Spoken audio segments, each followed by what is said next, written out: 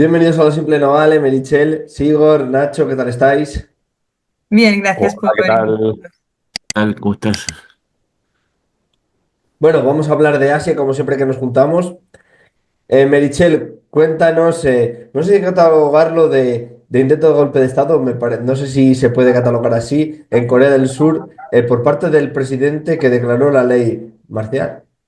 Sí, ayer vivimos unos momentos de shock, ¿no? A nivel mundial cuando vimos que el presidente de Corea del Sur declaraba la ley marcial.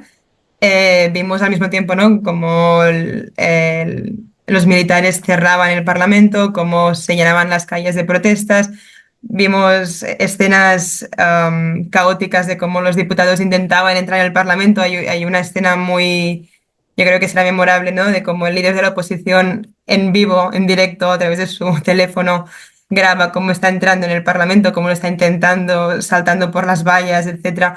Momentos muy caóticos, pero que al final duraron muy poco tiempo. La excusa oficial que se dio desde presidencia, ¿no? Fue que la ley marcial se daba por, para protegerse de Corea del Norte. Al final, lo que se ha visto, y al menos desde mi perspectiva, y creo que se podrá compartir, es que la popularidad del presidente había bajado en picado.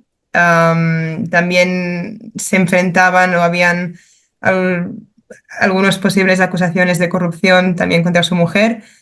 Y frente a esta bajada de popularidad y frente a la subida de la oposición, creemos o se puede haber dado y más con este poco margen, ¿no? De qué pasó ayer, de frente al no saber qué hacer, declaró la ley marcial y aún yo no se tiene muy claro de cómo fue su proceso, ¿no? De toma de decisiones en ese entonces y cómo no preveyó lo que podría pasar a posteriori.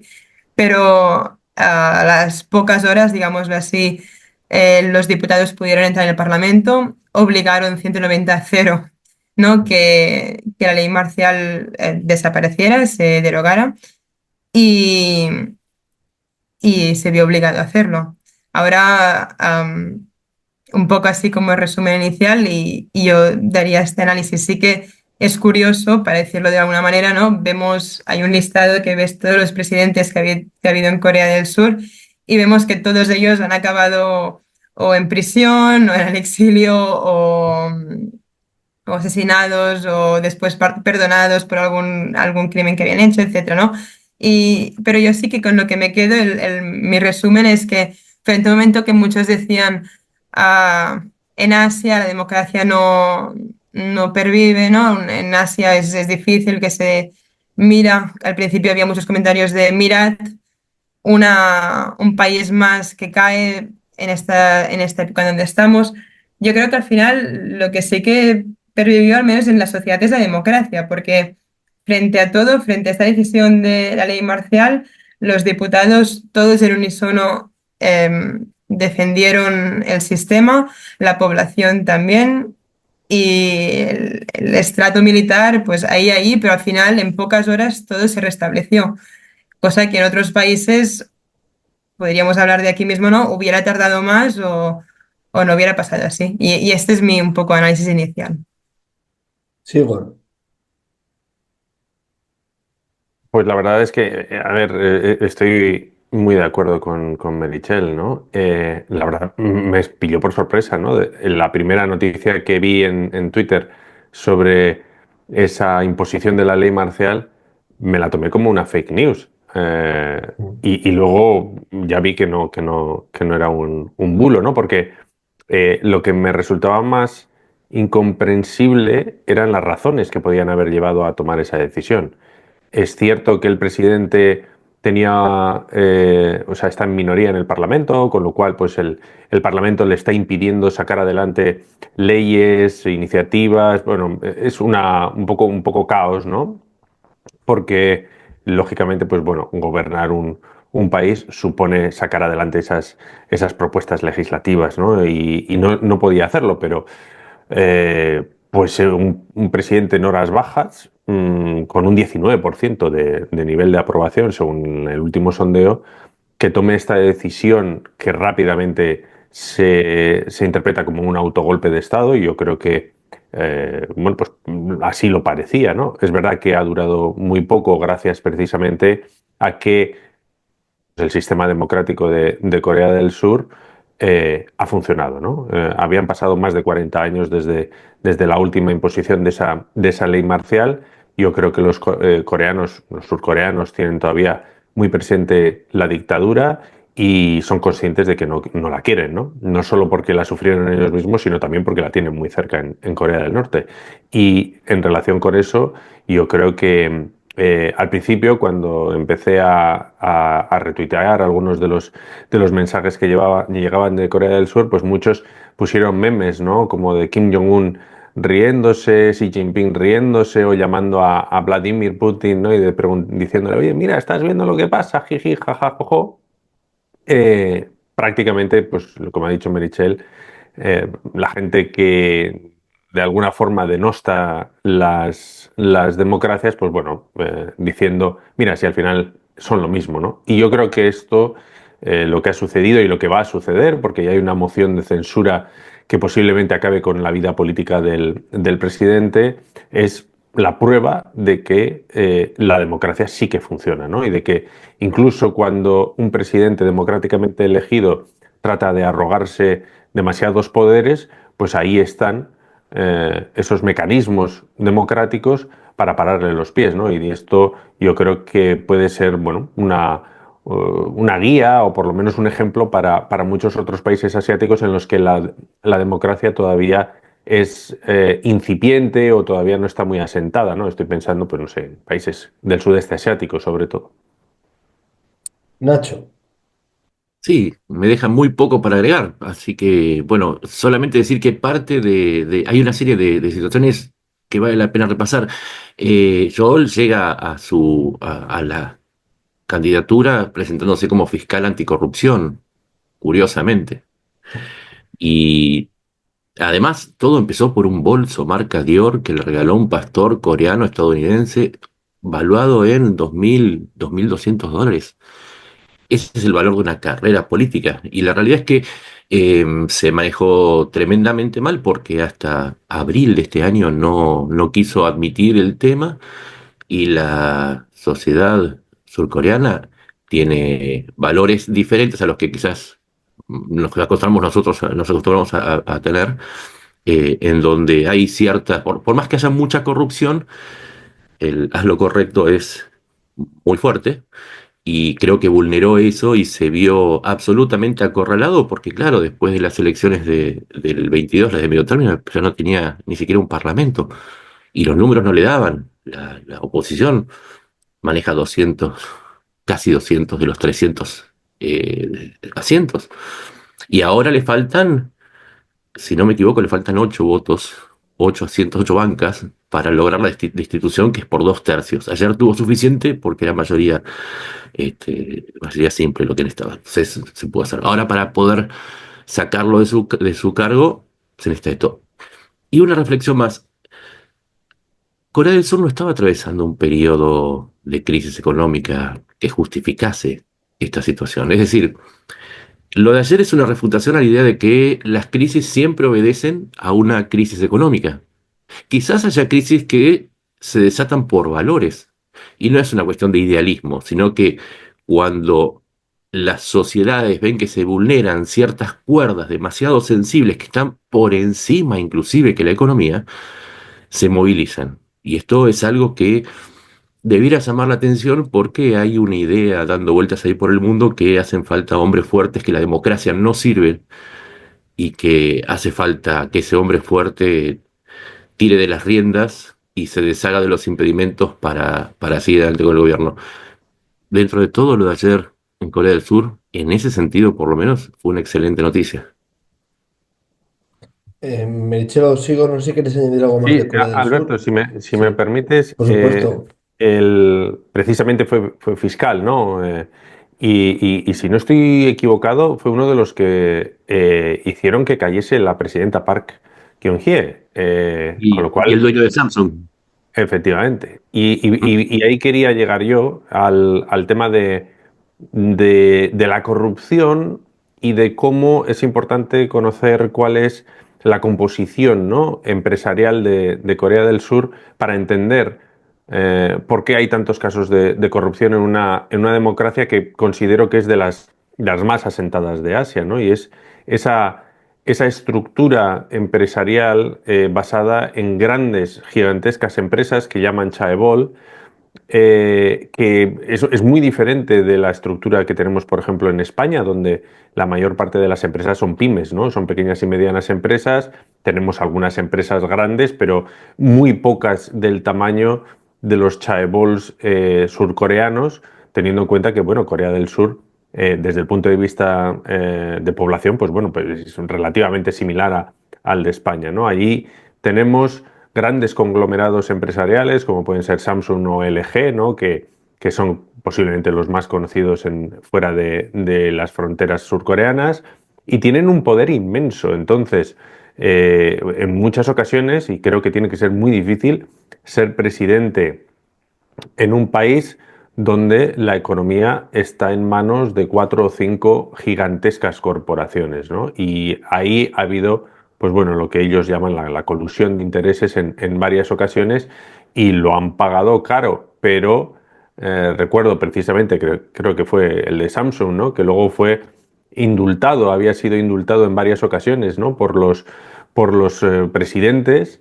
Y esto, bueno, pues me lleva un poco a lo que ha pasado con Joe Biden, ¿no?, y su hijo. Este uso del indulto demuestra que no todos somos iguales ante la ley, ¿no?, y que hay algunos que están por encima de la ley, ¿no? Y esto yo creo simplemente era un apunte para explicar hasta cierto punto la facilidad que puede haber en Corea del Sur para que se den estos casos de corrupción, sobre todo entre estas grandísimas empresas que al final, lógicamente, tratan de controlar también el aspecto político del país. Meritxell, ¿querías decir tú algo más? Si no.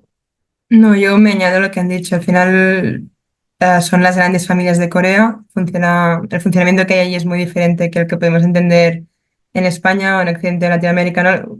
Las grandes familias se juntan entre ellas en la gran mayoría de veces. Muchas veces reuniones son pactos y a la política lo trasladan, ¿no? Lo que hacen a nivel empresarial se traslada a la política y es el resultado que vemos. Y, y sí, no, ha sido también curioso, ¿no?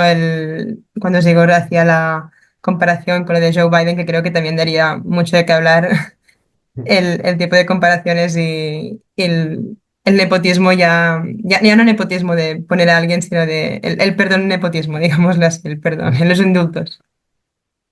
Sí, agregar una última cosita. No es que lo que pasó ayer es pintoresco. Hablamos del segundo productor de microchips. En el momento en que el primero, Taiwán, está amenazado por China. Así que, más allá de que hay otras industrias, digo, desde electrónica y otras, y automotriz hay más, y hay astilleros, pero no es que lo que sucedió ayer le sucedió a los surcoreanos. Hay que tener cuidado también con eso porque siempre hay que avisar que todo está conectado.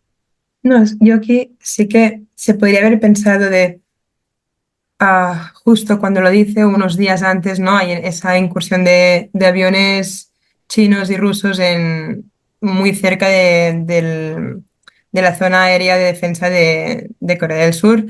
Y se podía haber pensado que el discurso del presidente, de decir, lo hago para proteger el país, si lo hubiera linkado con esa noticia o con ese suceso, la población lo hubiera creído, ¿no? Como de verdad estamos amenazados, pero hubiera podido ser una posibilidad, ¿no? Se podía haber dado, pero al mismo tiempo dice mucho del país también que se hayan mantenido fuertes, que hayan dicho, no, no funciona así, y también, ¿no? Vemos como las incursiones aéreas que hacen tanto Rusia como China es algo habitual, lo mismo con el mar de la China Meridional, ¿no? Que es habitual que pasen Estados Unidos, pase con sus buques. No, no es una incursión realmente que afecte a Corea del Sur o así, pero que lo podrían haber vendido de esta manera.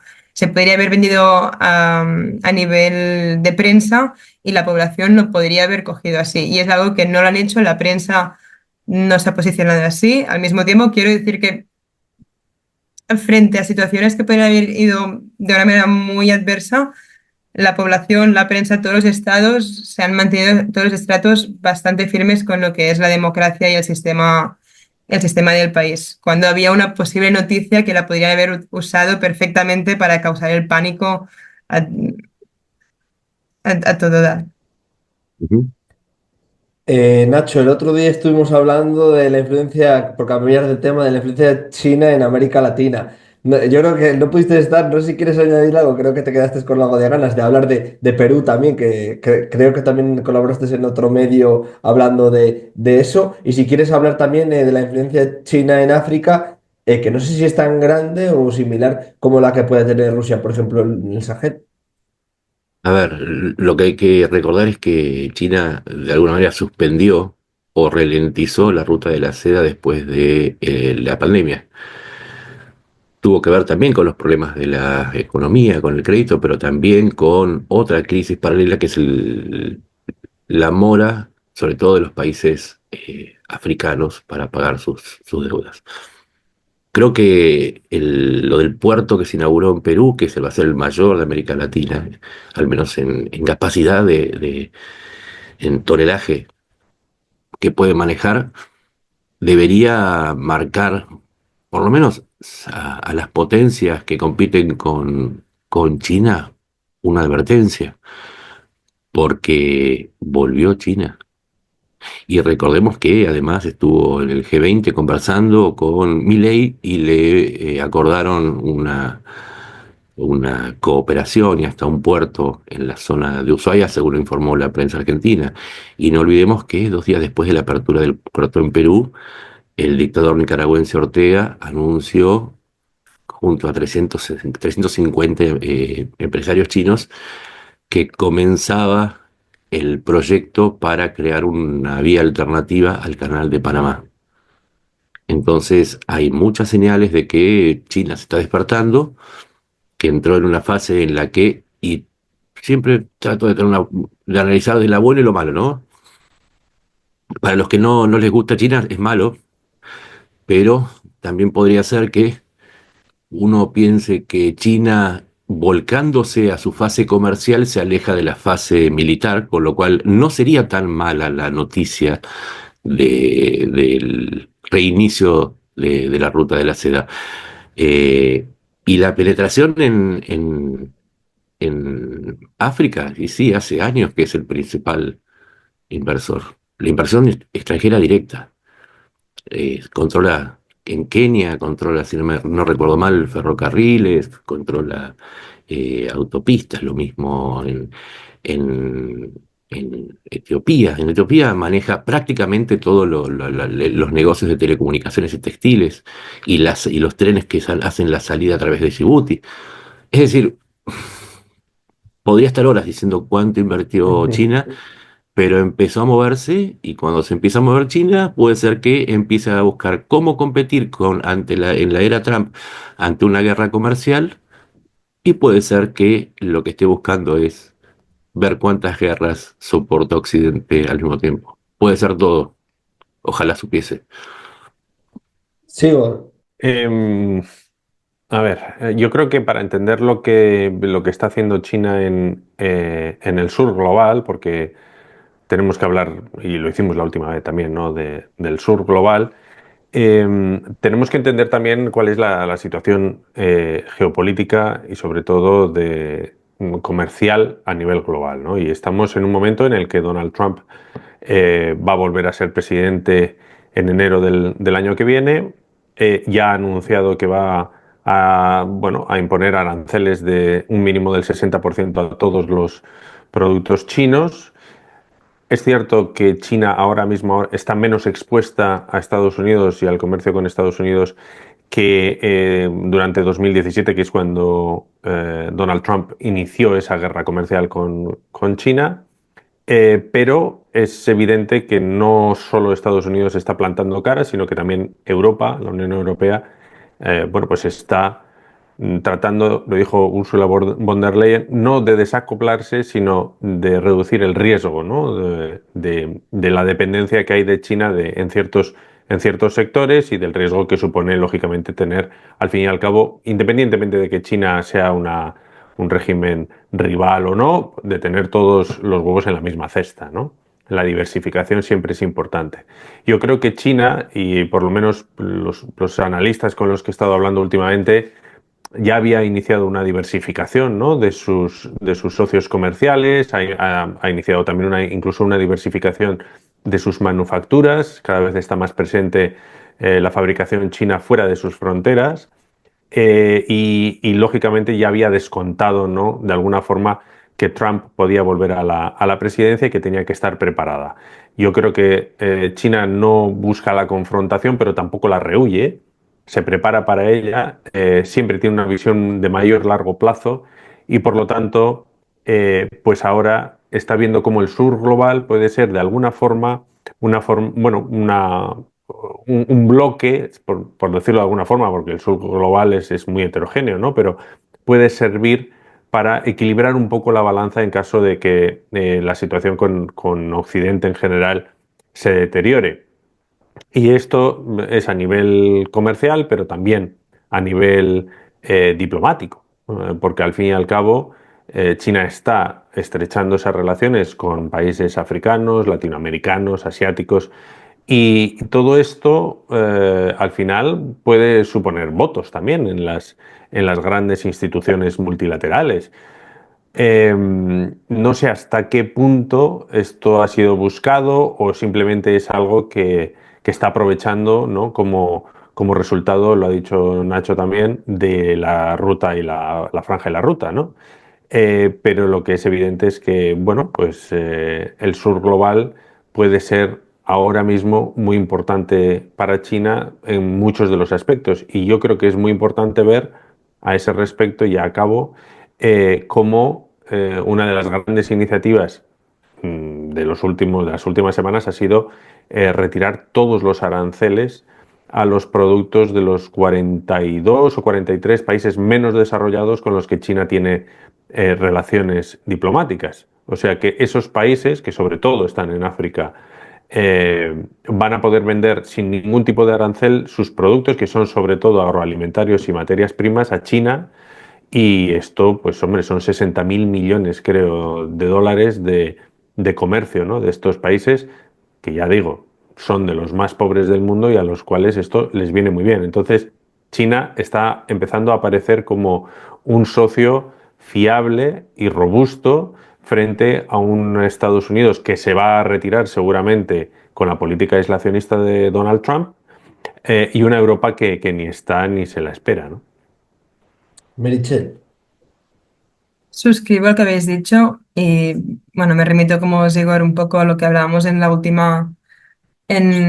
último vídeo sobre cómo China incide en Latinoamérica, también en África, y un poco lo que decía, ¿no? El sur global. Creo que acertadísimo volver a sacar el tema porque todas las relaciones que está tratando, que está intentando ir más a fondo, ¿no? Ir más allá, son con ese tipo de países. Veo ¿no? Una gran señal lo que hablabas ahora de los aranceles, que con esos últimos países que haya hecho esta señal, ¿no? Como haya dado la mano en este sentido. Y, y sí que nos recordábamos como el último día decíamos que la relación con el sur global China la quería liderar, no era, ¿no? También se decía, ¿no? El otro invitado también nos decía, no es que China nos hable de tú a tú. Y era algo muy interesante porque desde su perspectiva, ¿no? Desde la perspectiva latinoamericana, al menos desde su perspectiva, se veía como era muy importante o era de gran valor ese tipo de comunicación. Y, y eso en todas las comunicaciones, también en todos los comunicados de prensa, cuando habla, por ejemplo, ¿no? Lo hablamos otro día, cuando hacía ese acuerdo con la India o cuando va a África o Latinoamérica, no habla de voy a lideraros, aunque es la intención que tiene, sino de yo que soy del sur global, quiero hacer esto con vosotros. Y esta es como la imagen que quiere dar y tal, y así también se está relacionando. No es que lo quiera dar y después no lo haga, como hemos visto a veces Occidente, y que creo que es un gran error por parte de Occidente que mm, hablen o se dirijan a otros países de un tono superior o diferente, y esto sí que es importante remarcarlo, esta perspectiva. Por lo demás, lo suscribo y ahora tendríamos que ver también, ¿no? Que un poco le decía Nacho, los intereses de estos países, los intereses especie del sur global, Latinoamérica, les conviene, ¿no? En cierto sentido sí, pero en otra parte tenemos el gran histórico del debt trap, ¿no? De la deuda, de la trampa deuda, que se decía que pasó en gran parte en África, ¿no? De cómo las inversiones chinas en África o en partes del sudeste asiático podían significar una deuda, una trampa deuda posteriori. ¿Cómo pagas esto? O le preguntábamos en el último vídeo al último invitado, ¿os preocupa de que cuando China vaya y construya allí todas las operaciones sean dirigidas desde fuera? Que, ¿no? Este tipo de preguntas. Al final ya es de vuestro interés, ¿no? Al final pueden decir, bueno, hay estos riesgos, pero también nos entrará mucho más comercio, tendremos más engagement, habrá más interconexiones, nuevas rutas, nuevas oportunidades, pero al mismo tiempo hay un riesgo añadido, ¿no? Como con cualquier relación. Nacho. Sí, aparte hay que tener, a ver, hagamos un número sencillo. México produce 5,8 millones de autos, ¿sí? De los cuales la mitad va a los Estados Unidos. Estados Unidos produce 10 millones aproximadamente. Es decir, que Estados Unidos va a estar ocupado durante 1, 2 y hasta 3 años reconfigurando no solamente su industria para aumentar la producción y poder satisfacer la demanda interna, estoy dando solamente el caso de la relación entre México y Estados Unidos.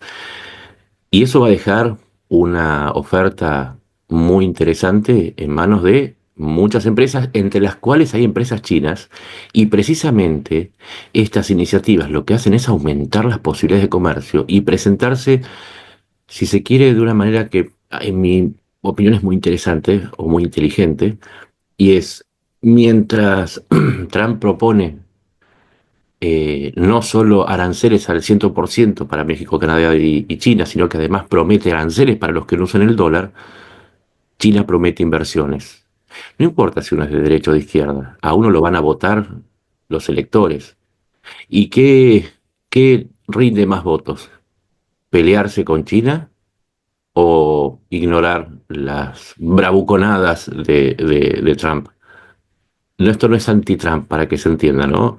Porque le digo bravuconadas porque es su estilo, él aumenta la presión, pero claro, esto también depende de cuántos oferentes haya sobre la mesa, cuántos estén jugando al póker, por decirlo de alguna manera. Y entonces, China, con el menor riesgo o con el menor, sí, con el menor movimiento, empieza a invertir. De alguna manera le está contestando. Estados Unidos eligió este tipo de política, nosotros elegimos esta. Señores del resto del mundo, ¿cuál les conviene más? A ese respecto yo añadiría que es muy ilustrativo, ¿no? En el mapamundi, los puntos en los que Estados Unidos tiene bases militares y ver en el mapamundi también los puntos en los que China ha ido construyendo o comprando participaciones en puertos. Exacto. Y yo creo que esto da un poco la talla, ¿no? De cuál es la estrategia global de cada uno de los dos superpoderes, ¿no? ¿Mm? Por un lado está el gran poder militar de Estados Unidos, que también ha sido económico, lógicamente, pero por otro lado está ese poder económico comercial que China está impulsando, ¿no? Yo ahora mismo estoy en Bilbao, la terminal de contenedores de Bilbao es China. Y De en Costco, España seguramente. sí. Y hay varias terminales más en España que son chinas, ¿no? Y es una manera muy inteligente y muy interesante de ir poniendo una pica aquí y otra pica allá para solidificar, ¿no? Esa hegemonía comercial que China ya tiene. ¿Mm? Sí, la estrategia de Estados Unidos implica un gasto militar. La de China implica una ganancia comercial. A eso me refería con que son dos enfoques diferentes y creo yo, y es un análisis particular, una especulación, no sostiene la propuesta de Trump en un contexto en el que va a haber tanta oferta de productos, tanta oferta financiera. El BRICS también amenazó a los integrantes del BRICS. Creo yo que en algún momento cuando entre el 20 de enero y el 21 de enero, Trump va a pensar, me eligieron de vuelta, ¿y ahora qué hago? Mm. Meritxell, no sé si quieres añadir algo más al tema. Si no, se me ocurre hablar del otro tema que tú también me mencionaste de Bangladesh. Yo por mí, bueno, podemos continuar con Bangladesh. Sí que añadir a Zigor y a Nacho, que estoy de acuerdo en el análisis y creo que será muy interesante ver cómo va sucediendo, ¿no? También cómo los cabezas de gobierno de todos los países, cómo van también analizando esa situación. Vimos como en Perú, en Latinoamérica, África también y, y al final Trump sí que a veces da golpes de timón, pero vimos también en su último mandato como algunos supo dirigir y supo ganar también terreno en tema de política internacional y comercio. Entonces será muy interesante ver cómo se va moviendo en este sentido. Eh, por temas de comercio sí que claro, ¿no? Frente a una base hay un comercio, una ganancia mutua. Entonces, yo creo que será muy interesante y iremos viendo. Y si Bangladesh, si estáis de acuerdo, para mí, adelante. Si empieza tú si quieres, que era la que me lo Sí, mencionaste, cuéntame la actualidad de allí. sí, yo, Bangladesh, bueno, creo que es un tema muy importante ahora mismo porque hace unas semanas, ¿no? Hablamos sobre lo que pasó con Hasina, si creo que recuerdo bien, como ahora está en Delhi refugiada. Y ¿no? Hasina, la ex primer ministro, que tuvo que salir del país porque ve- coloquialmente petó por temas de cuotas estudiantiles, vimos también eran cuotas de veteranos, ¿no? El país necesitaba una reorganización y ahora en los últimos días hemos visto que hay más protestas y ya no tanto internas del país contra el gobierno interino, sino en tema contra la India y desde la India contra Bangladesh, un tema que ha salido ya de la política doméstica. Por eso creía que era el nivel del tema de situación asiática y del sur de Asia ah, muy importante, tanto tocando actores externos como serían India, pero también China, ¿no? Porque vimos con la salida de Hasina, Hasina era la ex primer ministro muy vinculada a la India. Y ya lo vimos que cuando tuve que huir se fue a Delhi, pero el gobierno interino ha estado en muy contacto constante con China y China la ha felicitado también a los estudiantes, ¿no? Eso que hablamos. Entonces, que ese tipo de relación que vimos que con la marcha de Hasina, la gran relación India-Bangladesh, ¿no? El gran vecino que siempre había sido, podía deteriorarse, vemos que ahora se ha hecho una realidad. Y no solo eso, sino que con las últimas protestas ha habido en prensa india ha surgido o se ha escrito múltiples veces que han habido ataques constantes por parte de los musulmanes en Bangladesh contra los hindús en Bangladesh. Entonces, esto ha suscitado ah, un gran malestar, ya no solo dentro como fuera del país, y han atacado a representantes de Bangladesh en la India, en la comisión en la India. Entonces, aquí ya vemos cómo entramos en una crisis diplomática que en pocos días veremos que se reunirán ambos representantes en Dhaka, algo que creo que será de especial relevancia a ver cómo lo continúan o si pierden ya esta relación que tenían con el país. Y desde Bangladesh se acusa a los medios indios, perdonad, y al gobierno indio de manipular estas noticias diciendo que no es cierto, que no se habían incendiado templos hindúes, que no habían ido contra familias hindúes, etcétera. Y por parte de la India se sostiene lo contrario, ¿no? tenemos que recordar, para mí es clave, que la India también tiene una política doméstica que por suerte hasta ahora no le había afectado con sus relaciones internacionales, con sus actores principales como podrían ser Indonesia, Irán, ¿no? Países de mayoría musulmana, pero sí que tiene una política doméstica nacionalista hindú, que esto eh, incendia más este tipo de discurso que vemos contra Bangladesh y la mayoría musulmana.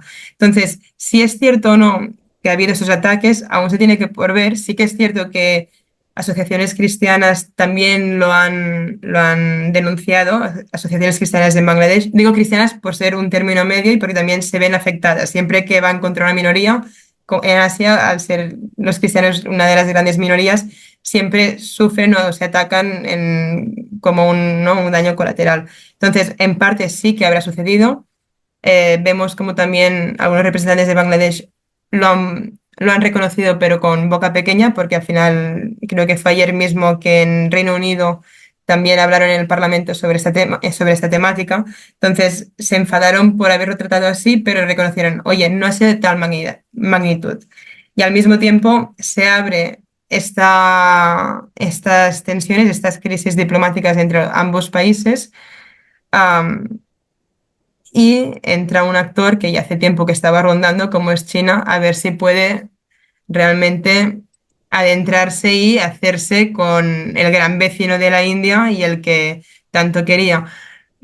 Hace un tiempo ya lo intentó con Sri Lanka, que la India intentó pararlo en cierta manera, y ahora también, este ya es otro tema, pero también ahora con el nuevo presidente en Sri Lanka podría volver a trontollarse en la zona segura o la zona de los vecinos más cercanos de la India con China. Entonces creo que es algo interesante en tema de Asia Meridional. Nacho o Cigo, no me da igual, Sigo, me da igual. A ver, bueno, creo que ha hecho Benichel un resumen bastante amplio. Si no No nos recuerdo dejó, mal, no nos fue la dejó carne semana. para cortar. Luego, Fue la semana pasada, ¿no? Yo creo cuando en Chittagong detuvieron, bueno, denegaron el, eh, bueno, la libertad condicional a un líder religioso hindú que, bueno, pues al final fue uno de los, eh, está el acusado de sedición, si no estoy en lo incorrecto, y eso ha provocado, pues eso, todavía más manifestaciones. Yo creo que es importante señalar que todas las minorías religiosas en el subcontinente indio suelen estar en una situación un poco precaria y tanto en la India como en Pakistán y en Bangladesh, que hay que recordar que fueron la India británica, ¿no? Que luego se separaron. Bangladesh era Pakistán oriental, era, o sea, bueno, una doble separación, la India y Pakistán primero. Pakistán estaba dividida en dos, lo que conocemos ahora como Pakistán, y Pakistán oriental, que es lo que conocemos como Bangladesh, ¿no? Entonces, en Pakistán y en Bangladesh las minorías son los hindúes, los cristianos, y en la India, pues bueno, la principal minoría, aunque es enorme, es la de los musulmanes, ¿no? Entonces, son unos hermanos mal avenidos y este tipo bueno, de choques son desafortunadamente habituales, sobre todo cuando uno tiene pues unos gobernantes ultranacionalistas, ¿no? Como puede ser el primer ministro Narendra Modi en India. No, esto era solo por añadir un poquito de fondo, ¿no? Por si alguien pues, se pierde un poco, porque yo creo que a mí Bangladesh es un país que me fascina, de hecho voy a menudo, pero es verdad que es un país bastante poco conocido, ¿no? Nacho. y aparte, hay muchos fanáticos de Argentina. ¿Qué puedo agregar? Nada. Solamente, solamente decir que cuando uno analiza las relaciones internacionales siempre tiene que avanzar por varias puntas, porque a veces uno cae en el error de decir, bueno, estos países son musulmanes, entonces son empáticos. O India es hinduista, ¿no? Tiene ¿cuánto es? Un 20% de población musulmana. Eso implica que es mayormente hinduista y también musulmana, con lo cual sus decisiones de política exterior tienen que ver también con cuidar el escenario interno. Y además, si uno piensa en China, China está persiguiendo hace años a los musulmanes en Xinjiang, y eso no quita que pueda sentarse con los talibanes en Afganistán o acercarse a un gobierno pro musulmán en Pakistán. Entonces, hay siempre que, y sobre todo en Asia, hay que ser cuidadoso porque siempre las recetas tienen muchísimos componentes, no es blanco-negro, es como lo de Siria, un montón de situaciones y bandos, y ni siquiera, es más, cuando a veces uno termina de explicar cómo es, pasó algo que hace que toda esa explicación quede, quede vieja porque alguien se peleó con tal.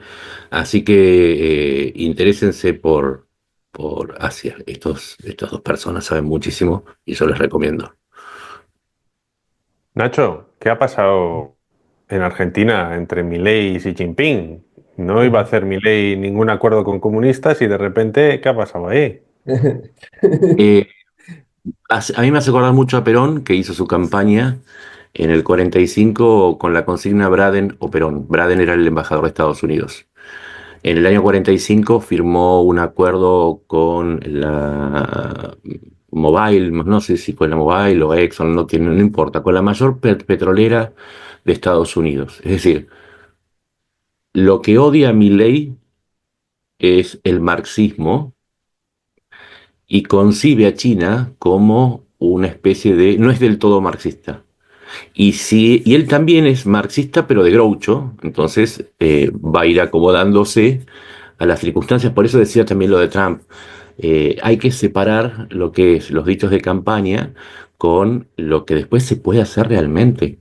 Porque yo puedo decir, voy a construir un muro en la frontera con México y lo va a pagar México, y después la realidad me viene y me gana. Por eso, Milei lo que hizo fue simplemente una sujeción a la realidad, y él era asesor de figuras importantes del peronismo, eh, y, y realmente no es que ese paso le fue...